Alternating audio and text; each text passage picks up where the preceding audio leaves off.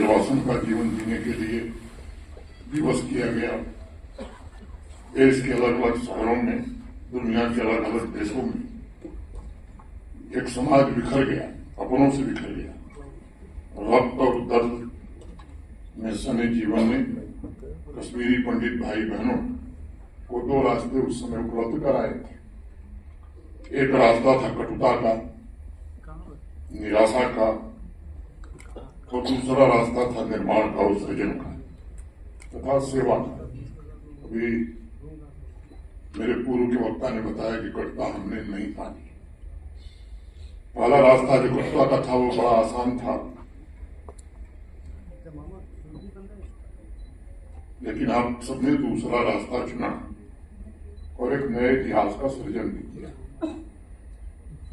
आप नरसंहार का दर्द अपने साथ लेकर गए, किंतु ये भी सच है कि कश्मीरी पंडित समुदाय अपने उद्देश्य से कभी विमुख नहीं हुआ।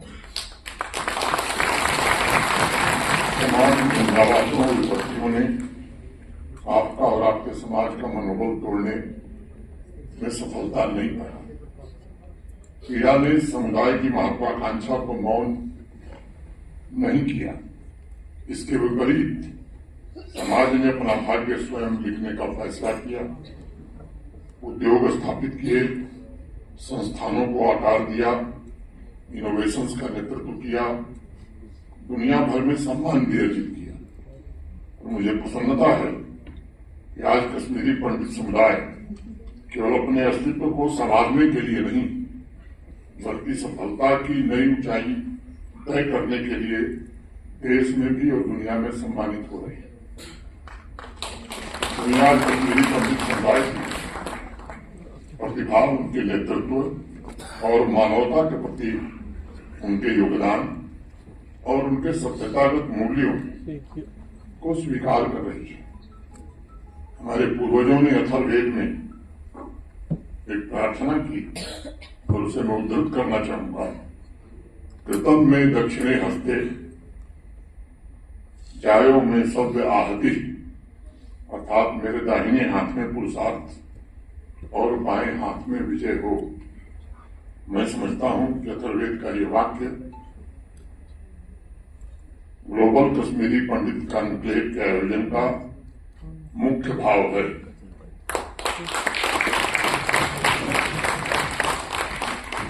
मैं कह सकता हूं कि यह आपके धैर्य और दृढ़ता का उत्सव है। आज का ये कॉन्क्लेव यह आपकी उपलब्धियों का सम्मान भी है, और सबसे महत्वपूर्ण बात यह है कि एक नए मार्ग की नींव भी आप रखने जा रहे हैं। आज ये निश्चित रूप से आपकी वापसी तय करेगी। इस कॉन्क्लेव के माध्यम से business leaders, corporate leaders, technology entrepreneurs, सांस्कृतिक प्रतीकों की उपस्थिति, ये सब मिलाकर एक गहरा संकेत देती है। ये जम्मू कश्मीर की सुरक्षा में विश्वास का भी एक संकेत है, जिसका जिक्र पहले हुआ है, और माननीय प्रधानमंत्री जी के प्रशासनिक स्थिरता पर भरोसे का भी एक बड़ा संकेत है। ये कॉन्क्लेव इस बात को भी दर्शाता है कश्मीरी पंडित समुदाय के पुनर्निर्माण, पुनः अधिकार प्राप्त करने और प्राचीन गौरव को पुनर्जीवित करने का समय अब आ चुका है, और यही समय है, सही समय है। कॉन्क्लेव में ग्लोबल इंडस्ट्री का निर्माण और सामूहिक आर्थिक भविष्य जैसे विषयों पर आयोजित चर्चाएं केवल सामान्य विचार विमर्श नहीं है, वे रूपरेखाएं हैं सांस्कृतिक पुनर्जागरण की, इकोनॉमिक एम्पावरमेंट की और सामुदायिक पुनर्स्थापन की। आपका धैर्य, आपका साहस एक भावनात्मक यथार्थ है। सभी कश्मीरी पंडित परिवार घरों की स्मृतियों के साथ जी रहे थे जहां वे लौट नहीं सकते थे। वो घर अभी भी कहीं न कहीं उनके दिल के कोने में बसा हुआ है। अपनी जड़ों से जुड़ी उन परंपराओं के साथ बहुसंख्य लोग जी रहे थे जिन्हें वे स्वतंत्र रूप से निभा नहीं सकते थे। लेकिन आपने संघर्ष को अपनी शक्ति बनाया और उस संघर्ष में समुदाय से जुड़े ऐसे लीडर्स को पढ़ने में महत्वपूर्ण भूमिका निभाई, जिन्होंने technology, finance, medicine, art, civil services, इन विभिन्न क्षेत्रों में उत्कृष्टता प्राप्त की। उसी संघर्ष के बीच आपकी प्रतिबद्धता ने ऐसे एंटरप्रेन्योर्स को जन्म दिया जिन्होंने वैश्विक बाजार को भी आकार देने वाली कंपनियां खड़ी की। मैं मानता हूं कि ऐसे विद्वानों का भी निर्माण आपने किया जिन्होंने एकेडमिक वर्ल्ड को समृद्ध किया और देश की नीतियों को भी प्रभावित किया। कश्मीरी पंडित समुदाय ने अपनी उन्नति के माध्यम से दुनिया को स्मरण दिलाया कि दमन और नरसंहार के विरुद्ध दृढ़ता, साहस और संकल्प ये सबसे बड़े हथियार होते हैं। आज जब पूरा विश्व और विशेष रूप से देश आपकी उपलब्धियों का उत्सव मनाता है, तब वो आपकी प्रतिभा की मान्यता, धैर्य की मान्यता और उस आत्मा की मान्यता को नमन करता है जिसने झुकने से इनकार कर दिया था।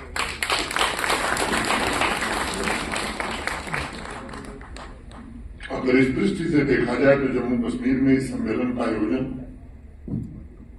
लगता होगा कि प्रतीकात्मक है, लेकिन मुझे लगता है कि वितस्ता की धरती पर ये साहस की अनगिनत कहानियों का एक विराट संगम है।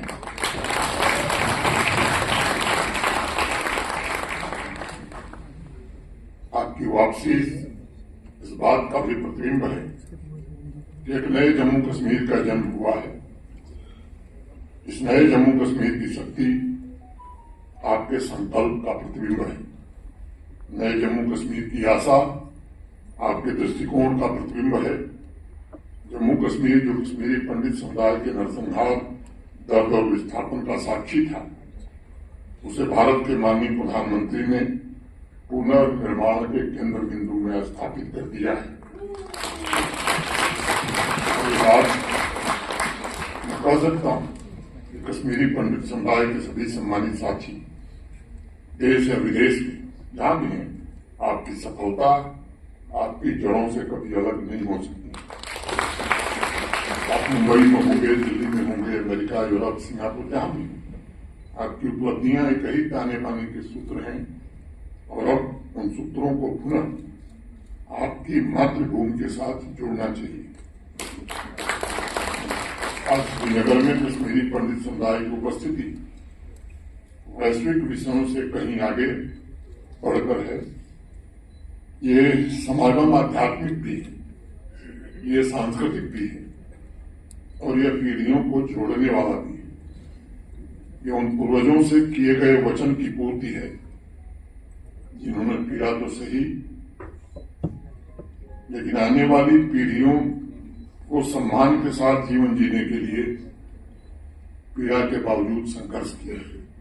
ग्लोबल कश्मीरी पंडित कॉन्क्लेव को मैं एक वैश्विक उद्देश्य की तरह देखता हूं। ये कॉन्क्लेव एक आह्वान है कि वैश्विक समाज को उन लोगों के साथ खड़ा होना होगा जिन्होंने नरसंहार झेला है और जब और अब जो पुनर्निर्माण के लिए प्रयत्नशील है। आज इस कॉन्क्लेव के माध्यम से आप दुनिया को और भारत को एक बड़ा संदेश दे रहे हैं कि नरसंहार किसी समुदाय की पहचान निर्धारित नहीं कर सकता है और निर्वासन उस समाज की अस्मिता को कभी मिटा नहीं सकता है। मैं अक्सर एक बात कहता हूं, इतिहास उन लोगों द्वारा लिखा जाता है जो कष्ट सहकर तमाम चुनौतियों का सामना करके भी उठ खड़े होते हैं। वैश्विक प्रतिष्ठा अर्जित करने के पश्चात आप अपनी जड़ों की तरफ वापसी की ओर अग्रसर हैं। ये निश्चित रूप से बहुत ही सराहनीय है। यह गरिमापूर्ण वापसी मुझे लगता है कि सबका संकल्प है और जिसका संकल्प नहीं है, मैं समझता हूं कि उसको भारत की मिट्टी से प्रेम नहीं है।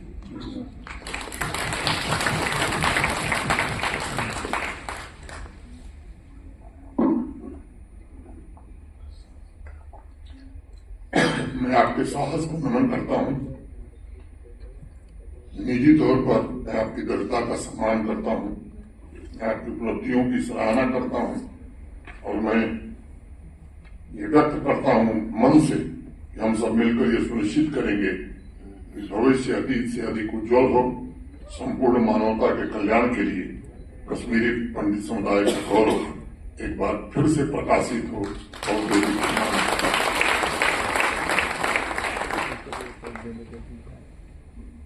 बात पूरी करने के पहले मैं आप सबसे एक दो आग्रह करना चाहता हूं। समय माकूल है कि आप जम्मू कश्मीर में ऐसे इंस्टीट्यूशंस निर्मित करें जो आपकी विरासत की अमर कहानी को केवल बढ़ाए नहीं, आने वाली पीढ़ियों को सौंपे। इंडस्ट्री हो, एजुकेशन हो, आर्ट हो, अध्यात्म हो, इन सभी से जुड़े विभिन्न क्षेत्रों में आपका योगदान ये समय की आवश्यकता है। जम्मू कश्मीर आपके इतिहास, आपकी तपस्या आपको गढ़ा है और उसका अंश आपकी मातृभूमि जम्मू कश्मीर को मिलना ही चाहिए और तभी इस मिट्टी का सौभाग्य मैं समझता हूं सफल हो पाएगा। मेरा मानना है कि किसी भी जीवन का मूल्यांकन इस आधार पर होता है कि हमने समाज को, अपनी मातृभूमि को कितना लौटाया,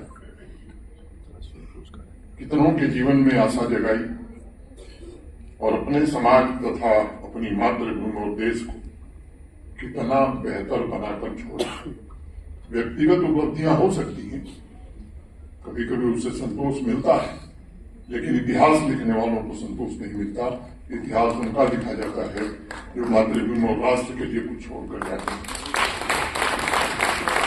और मुझे लगता है कि सार्थक जीवन की पहचान भी यही है, यही सच्ची सेवा है, यही वो विरासत है जो आने वाली पीढ़ियों को प्रेरित करती रहेगी।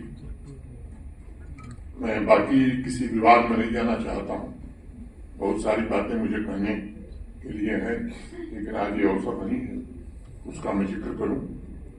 लेकिन ये भी सच है कि भारत में सांस्कृतिक और आध्यात्मिक पुनर्जागरण का एक कालखंड पिछले दशक से शुरू हुआ है और दिन पर दिन ये पुनर्जागरण जोर पकड़ता जा रहा है और मुझे विश्वास है ये पुनर्जागरण निश्चित रूप से भारत को, जो भारत के लोगों का रिजॉल्व है कि एक विकसित भारत बनाना है, उसमें पहुंचाने में मदद करेगा और आपका भी योगदान मैं समझता हूं कि विकसित भारत के निर्माण में किसी से कम नहीं होगा, ऐसा मुझे पूरा भरोसा है।